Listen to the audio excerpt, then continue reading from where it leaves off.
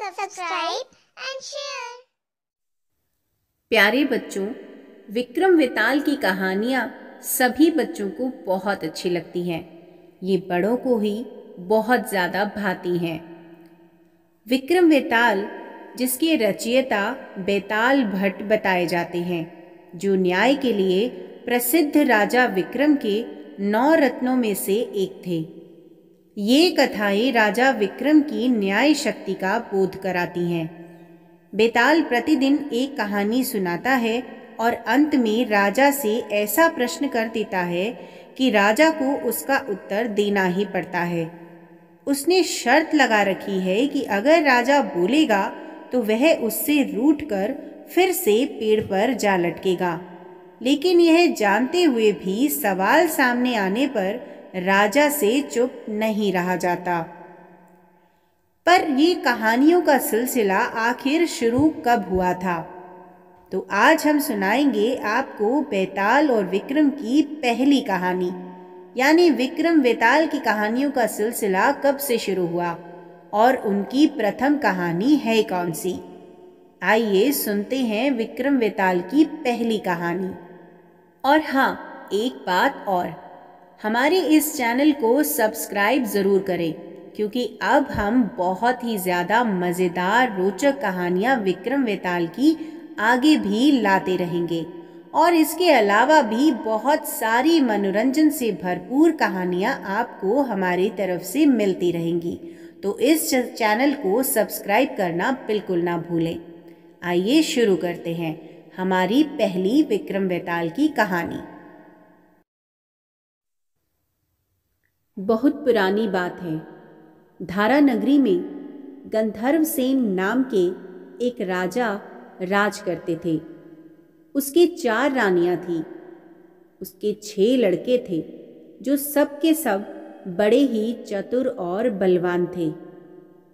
संयोग से एक दिन राजा की मृत्यु हो गई और उनकी जगह उनका बड़ा बेटा शंख गद्दी पर बैठा। उसने कुछ दिन राज किया, लेकिन छोटे भाई विक्रम ने उसे मार डाला और स्वयं राजा बन बैठा। उसका राज्य दिनों दिन बढ़ता गया और वह सारे जम्बू द्वीप का राजा बन बैठा। एक दिन उसके मन में आया कि उसे घूमकर सैर करनी चाहिए और जिन देशों के नाम उसने सुने हैं उन्हें देखना चाहिए। सो वह अपनी गद्दी अपने छोटे भाई भृतहरि को सौंपकर योगी बनकर राज्य से निकल पड़ा। उस नगर में एक ब्राह्मण तपस्या करता था। एक दिन देवता ने प्रसन्न होकर उसे एक फल दिया और कहा कि इसे जो भी खाएगा वह अमर हो जाएगा। ब्राह्मण ने वह फल लाकर अपनी पत्नी को दिया और देवता की बात भी बता दी। ब्राह्मणी बोली, हम अमर होकर क्या करेंगे? हमेशा भीख मांगते रहेंगे। इससे तो मरना ही अच्छा है। तुम इस फल को ले जाकर राजा को दे आओ और बदले में कुछ धन ले आओ। यह सुनकर ब्राह्मण फल लेकर राजा भृतहरि के पास गया और उसने सारा हाल कह सुनाया। भृतहरि ने फल ले लिया और ब्राह्मण को 1 लाख रुपए देकर विदा कर दिया। भृतहरि अपनी एक रानी को बहुत चाहता था। उसने महल में जाकर वह फल उसी को दे दिया। रानी की मित्रता शहर के कोतवाल से थी। उसने वह फल कोतवाल को दे दिया। कोतवाल एक वेश्या के पास जाया करता था। वह उस फल को उसने वेश्या को दे आया। वेश्या ने सोचा कि यह फल तो राजा को खाना चाहिए। वह उसे लेकर राजा भृतहरि के पास गई और उसे दे दिया। भर्तहरि ने उसे बहुत सा धन दे दिया, लेकिन जब उसने फल को अच्छी तरह से देखा तो पहचान लिया। उसे बड़ी चोट लगी, पर उसने किसी से कुछ भी कहा नहीं। उसने महल में जाकर रानी से पूछा कि तुमने उस फल का क्या किया? रानी ने कहा, मैंने उसे खा लिया। राजा ने वह फल निकालकर दिखा दिया। रानी घबरा गई और उसने सारी बात सच सच कह दी। भर्तहरि ने पता लगाया तो उसे पूरी बात ठीक ठाक मालूम हो गई। वह इससे बहुत दुखी हुआ। उसने सोचा, यह दुनिया माया जाल है, इसमें अपना कोई नहीं। वह फल लेकर बाहर आया और उसे धुलवाकर स्वयं खा लिया। फिर राजपाट छोड़ योगी का भेष बनाकर जंगल में तपस्या करने चला गया। भर्तहरि के जंगल में चले जाने से विक्रम की गद्दी सूनी हो गई। जब राजा इंद्र को यह समाचार मिला तो उन्होंने एक देव को धारा नगरी की रखवाली के लिए भेज दिया। वह देव रात दिन वहीं पर रहने लगा। भर्तहरि के राजपाट छोड़कर वन में चले जाने की बात विक्रम को जब मालूम हुई तो वह लौटकर अपने देश में आया। आधी रात का समय था। जब वह नगर में घुसने लगा तो देव ने उसे रोका। राजा ने कहा, मैं विक्रम हूं, यह मेरा राज है, तुम रोकने वाले कौन होते हो? देव बोला, मुझे राजा इंद्र ने इस नगर की चौकसी के लिए भेजा है। तुम सच्चे राजा विक्रम हो तो आओ, पहले मुझसे लड़ो। दोनों में लड़ाई हुई। राजा ने जरा सी देर में देव को पछाड़ दिया। तब देव बोला, हे राजन, तुमने मुझे हरा दिया, मैं तुम्हें जीवन दान देता हूं। इसके बाद देव ने कहा, राजन, एक नगर और एक नक्षत्र में तुम 3 आदमी पैदा हुए थे। तुमने राजा के घर में जन्म लिया, दूसरे ने तेली के और तीसरे ने कुम्हार के। तुम यहां का राज करते हो, तेली पाताल का राज करता था। कुम्हार ने योग साध कर तेली को मारकर शमशान में पिशाच बना सीरस के पेड़ से लटका दिया है। अब वह तुम्हें मारने की फिराक में है, उससे सावधान रहना। इतना कहकर देव चला गया और राजा महल में आ गया। राजा को वापस आया देखकर सबको बड़ी खुशी हुई। नगर में आनंद मनाया गया। राजा फिर राज करने लगा। एक दिन की बात है कि शांतिशील नाम का एक योगी राजा के पास दरबार में आया और उसे एक फल देकर चला गया। राजा को आशंका हुई कि देव ने जिस आदमी को बताया था, कहीं वह यही तो नहीं है। यह सोचकर उसने फल नहीं खाया और भंडारी को दे दिया। योगी आता और राजा को एक फल दे जाता। संयोग से एक दिन राजा अपना अस्तबल देखने गया था। योगी वहीं पहुंच गया और फल राजा के हाथ में दे दिया। राजा ने उसे उछाला तो वह हाथ से छूटकर धरती पर गिर पड़ा। उसी समय एक बंदर ने झपटकर उसे उठा लिया और तोड़ डाला। उसमें से एक लाल निकला जिसकी चमक से सबकी आंखें चौंधिया गई। राजा को बड़ा अचरज हुआ। उसने योगी से पूछा, आप यह लाल फल मुझे रोज क्यों दे जाते हैं?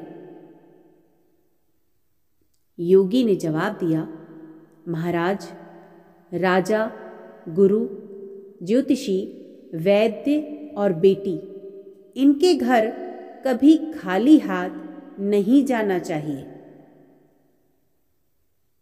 राजा ने भंडारी को बुलाकर पीछे के सब फल मंगवाए। तुड़वाने पर सब में से एक एक लाल निकला। इतने लाल देखकर राजा को बड़ा हर्ष हुआ। उसने जोहरी को बुलवाकर उनका मूल्य पूछा। जोहरी बोला, महाराज, ये लाल इतने कीमती हैं कि इनका मोल करोड़ों रुपए में भी नहीं आंका जा सकता। एक एक लाल एक एक राज्य के बराबर है।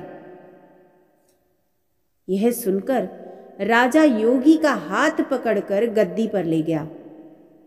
बोला, योगीराज, आप सुनी हुई बुरी बातें दूसरों के सामने नहीं कही जाती। राजा उसे अकेले में ले गया। वहां जाकर योगी ने कहा, महाराज, बात यह है कि गोदावरी नदी के किनारे मसान में से मैं एक मंत्र सिद्ध कर रहा हूं। उसके सिद्ध हो जाने पर मेरा मनोरथ पूरा हो जाएगा। तुम एक रात मेरे पास रहोगे तो मंत्र सिद्ध हो जाएगा। एक दिन रात को हथियार बांधकर तुम अकेले मेरे पास आ जाना। राजा ने कहा, अच्छी बात है। इसके उपरांत योगी दिन और समय बताकर अपने मठ में चला गया। वह दिन आने पर राजा अकेला वहां पहुंचा। योगी ने उसे अपने पास बिठा लिया। थोड़ी देर बैठकर राजा ने पूछा, महाराज, मेरे लिए क्या आज्ञा है? योगी ने कहा, राजन, यहां से दक्षिण दिशा में 2 कोस की दूरी पर मसान में एक सिरस के पेड़ पर एक मुर्दा लटका है। उसे मेरे पास ले आओ। तब तक मैं यहां पूजा करता हूं। यह सुनकर राजा वहां से चल दिया। बड़ी भयंकर रात थी। चारों ओर अंधेरा फैला था। पानी बरस रहा था। भूत प्रेत शोर मचा रहे थे। सांप आ आकर पैरों में लिपटते थे। लेकिन राजा हिम्मत से आगे बढ़ता गया। जब वह मसान में पहुंचा तो देखता क्या है कि शेर दहाड़ रहे हैं, हाथी चिंघाड़ रहे हैं, भूत प्रेत आदमियों को मार रहे हैं। राजा बेधड़क चलता गया और सिरस के पेड़ के पास पहुंच गया। पेड़ जड़ से फुनगी तक आग से दहक रहा था। राजा ने सोचा, हो ना हो यह वही योगी है जिसकी बात देव ने बताई थी। पेड़ पर रस्सी से बंधा मुर्दा लटक रहा था। राजा पेड़ पर चढ़ गया और तलवार से रस्सी काट दी। मुर्दा नीचे गिर पड़ा और दहाड़ मार मार कर रोने लगा। राजा ने नीचे आकर पूछा, तू कौन है? राजा का इतना कहना था कि वह मुर्दा खिलखिलाकर हंस पड़ा। राजा को बड़ा अचरज हुआ। तभी वह मुर्दा फिर पेड़ पर जा लटका। राजा फिर चढ़कर ऊपर गया और रस्सी काट मुर्दे को बगल में दबा नीचे आया। बोला, बता तू कौन है? मुर्दा चुप रहा। तब राजा ने उसे एक चद्दर में बांधा और योगी के पास ले चला। रास्ते में वह मुर्दा बोला, मैं बेताल हूं। तू कौन है और मुझे कहां ले जा रहा है? राजा ने कहा, मेरा नाम विक्रम है। मैं धारा नगरी का राजा हूं। मैं तुझे योगी के पास ले जा रहा हूं। बेताल बोला, मैं एक शर्त पर चलूंगा। अगर तू रास्ते में बोलेगा तो मैं लौट कर पेड़ पर जा लटकूंगा। राजा ने उसकी बात मान ली। फिर बेताल बोला, पंडित, चतुर और ज्ञानी, इनके दिन अच्छी अच्छी बातों में बीतते हैं, जबकि मूर्खों के दिन कलह और नींद में। अच्छा होगा कि हमारी राह भली बातों के चर्चा में बीत जाए। मैं तुझे एक कहानी सुनाता हूं, ले सुन। काशी में प्रताप मुकुट नाम का राजा राज्य करता था। उसके वज्र मुकुट नाम का एक बेटा था। एक दिन राजकुमार दीवान के लड़के को साथ लेकर शिकार खेलने जंगल गया। घूमते घूमते उन्हें तालाब मिला। उसके पानी में कमल खिले थे और हंस किलोल कर रहे थे। किनारों पर घने पेड़ थे जिन पर पक्षी चहचहा रहे थे। दोनों मित्र वहां रुक गए और तालाब के पानी में हाथ मुंह धोकर ऊपर महादेव के मंदिर पर गए। घोड़ों को उन्होंने मंदिर के बाहर बांध दिया। वो मंदिर में दर्शन करके बाहर आए तो देखते क्या है कि तालाब के किनारे राजकुमारी अपनी सहेलियों के साथ स्नान करने आई हैं। दीवान का लड़का तो वहीं एक पेड़ के नीचे बैठा रहा, पर राजकुमार से रहा ना गया। वह आगे बढ़ गया। राजकुमारी ने उसकी ओर देखा तो वह उस पर मोहित हो गया। राजकुमारी भी उसकी तरफ देखती रही।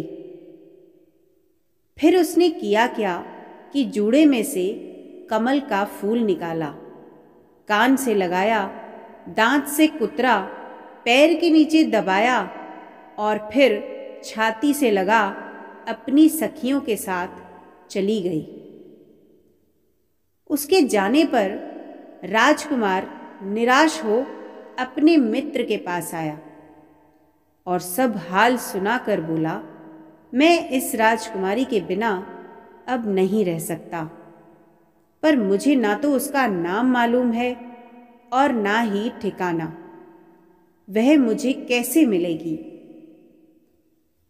दीवान के लड़के ने कहा, राजकुमार, आप इतना घबराएं नहीं, वह सब कुछ तो बता कर गई है। राजकुमार ने पूछा, कैसे? वह बोला, उसने कमल का फूल सिर से उतारकर कानों से लगाया तो उसने बताया कि मैं कर्नाटक की रहने वाली हूं। दांत से कुतरा तो इसका मतलब था कि मैं दंतबाट राजा की बेटी हूं। पांव से दबाने का अर्थ था कि मेरा नाम पद्मावती है। और छाती से लगाकर उसने बताया कि तुम मेरे दिल में बस गए हो। इतना सुनना था कि राजकुमार खुशी से फूल उठा। बोला, अब मुझे कर्नाटक देश में ले चलो। दोनों मित्र वहां से चल दिए। घूमते फिरते सैर करते दोनों कई दिन बाद वहां पहुंचे। राजा के महल के पास गए तो एक बुढ़िया अपने द्वार पर बैठी चरखा कातती मिली। उसके पास जाकर दोनों घोड़े से उतर पड़े और फिर बोले, माई, हम सौदागर हैं, हमारा सामान पीछे आ रहा है, हमें रहने को थोड़ी जगह दे दो। उनकी शक्ल सूरत देखकर और बात सुनकर बुढ़िया के मन में ममता उमड़ आई। बोली, बेटा, तुम्हारा घर है, जब तक जी में आए रहो। दोनों वहीं पर ठहर गए।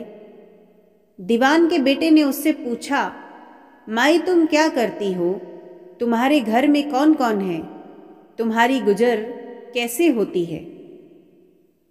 बुढ़िया ने जवाब दिया, बेटा, मेरा एक बेटा है जो राजा की चाकरी में है। मैं राजा की बेटी पद्मावती की धाय थी। बूढ़ी हो जाने से अब घर में रहती हूँ। राजा खाने पीने को दे देता है। दिन में एक बार राजकुमारी को देखने महल में जाती हूँ। राजकुमार ने बुढ़िया को कुछ धन दिया और कहा, माई, कल तुम वहां जाओ तो राजकुमारी से कह देना कि जेठ सुदी पंचमी को तुम्हें तालाब पर जो राजकुमार मिला था वह आ गया है। अगले दिन जब बुढ़िया राजमहल गई तो उसने राजकुमार का संदेशा उसे दे दिया। सुनते ही राजकुमारी ने गुस्सा होकर हाथों में चंदन लगाकर उसके गाल पर तमाचा मारा और कहा, मेरे घर से निकल जा। बुढ़िया ने घर आकर सब हाल राजकुमार को कह सुनाया। राजकुमार हक्का बक्का रह गया। तब उसके मित्र ने कहा, राजकुमार, आप घबराए नहीं, उसकी बातों को समझें। उसने देसों उंगलियां सफेद चंदन में मारी। इससे उसका मतलब ये है कि अभी 10 रोज चांदनी के हैं। उनके बीतने पर मैं अंधेरी रात में मिलूंगी। 10 दिन के बाद बुढ़िया ने फिर राजकुमारी को खबर दी तो इस बार उसने केसर के रंग में 3 उंगलियां डुबोकर उसके मुंह पर मारी और कहा, भाग यहां से। बुढ़िया ने आकर सारी बात फिर से राजकुमार को सुना दी। राजकुमार शोक से व्याकुल हो गया। दीवान के लड़के ने समझाया, इसमें हैरान होने की क्या बात है? उसने कहा है कि मुझे मासिक धर्म हो रहा है, 3 दिन और ठहरो। 3 दिन बीतने पर बुढ़िया फिर वहां पहुंची।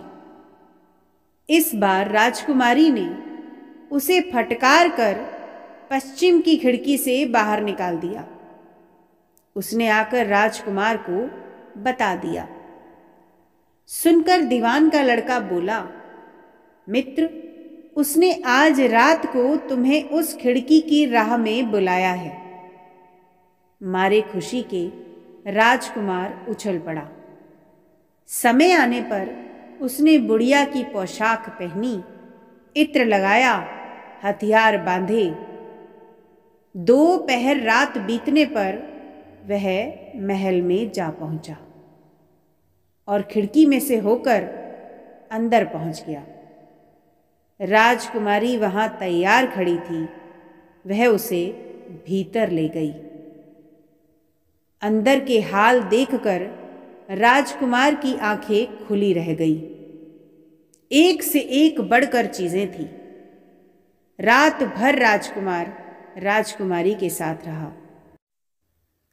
जैसे ही दिन निकलने को आया कि राजकुमारी ने राजकुमार को छिपा दिया और रात होने पर फिर बाहर निकाल लिया। इस तरह कई दिन बीत गए। अचानक एक दिन राजकुमार को अपने मित्र की याद आई। उसे चिंता हुई कि पता नहीं उसका क्या हुआ होगा। उदास देखकर राजकुमारी ने कारण पूछा तो उसने बता दिया। बोला, वह मेरा बड़ा प्यारा दोस्त है, बड़ा चतुर है। उसकी होशियारी से ही तुम मुझे मिल पाई हो। राजकुमारी ने कहा, मैं उसके लिए बढ़िया बढ़िया भोजन बनवाती हूँ। तुम उसे खिलाकर तसल्ली देकर लौट आना। खाना साथ में लेकर राजकुमार अपने मित्र के पास पहुंचा। वे महीने भर से मिले नहीं। राजकुमार ने मिलने पर सारा हाल सुनाकर कहा कि राजकुमारी को मैंने तुम्हारी चतुराई की सारी बातें बता दी हैं, तभी तो उसने यह भोजन बनाकर भेजा है।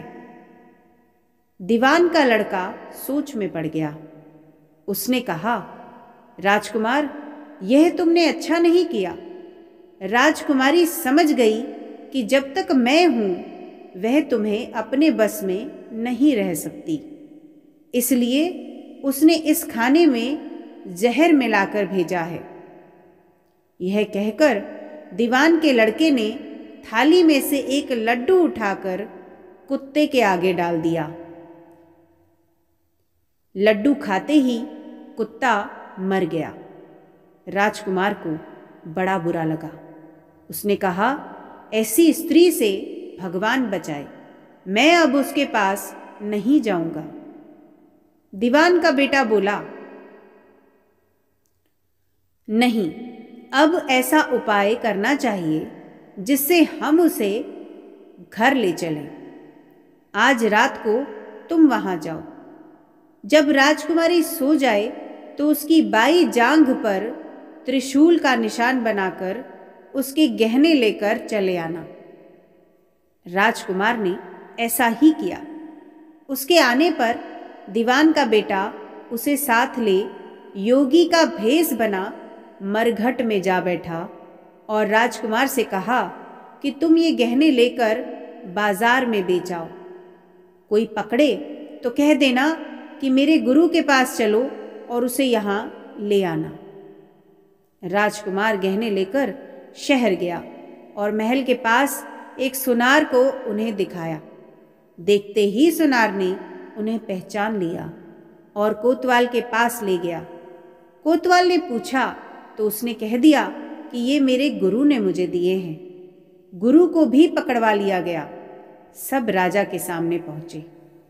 राजा ने पूछा, योगी महाराज, ये गहने आपको कहाँ से मिले? योगी बने दीवान के बेटे ने कहा, महाराज, मैं मसान में काली चौदस को डाकिनी मंत्र सिद्ध कर रहा था कि डाकिनी आई। मैंने उसके गहने उतार लिए और उसकी बाई जांघ में त्रिशूल का निशान बना दिया। इतना सुनकर राजा महल में गया और उसने रानी से कहा कि पद्मावती की बाई जांघ पर देखो कि त्रिशूल का निशान तो नहीं है। रानी ने देखा तो उस पर त्रिशूल का निशान था। राजा को बड़ा दुख हुआ। बाहर आकर वह योगी को एक और ले जाकर बोला, महाराज, धर्मशास्त्र में खोटी स्त्रियों के लिए क्या दंड होता है? योगी ने जवाब दिया, राजन, ब्राह्मण, गौ, स्त्री, लड़का और अपने आश्रय में रहने वाले से कोई खोटा काम हो जाए तो उसे देश निकाला दे देना चाहिए। यह सुनकर राजा ने पद्मावती को डोली में बिठाकर जंगल में छुड़वा दिया। राजकुमार और दीवान का बेटा तो ताक में ही बैठे थे। राजकुमारी को अकेली पाकर साथ ले अपने नगर में लौट आए और आनंद से रहने लगे। इतनी बात सुनाकर बेताल बोला, राजन, यह बताओ कि पाप किसको लगा है? राजा ने कहा, पाप तो राजा को लगा। दीवान के बेटे ने अपने स्वामी का काम किया। कोतवाल ने राजा को कहना माना और राजकुमार ने अपना मनोरथ सिद्ध किया। राजा ने पाप किया जो बिना विचारे उसे देश निकाला दे दिया। राजा का इतना कहना था कि बेताल फिर उस पेड़ पर जा लटका। राजा वापस गया और बेताल को लेकर चल दिया।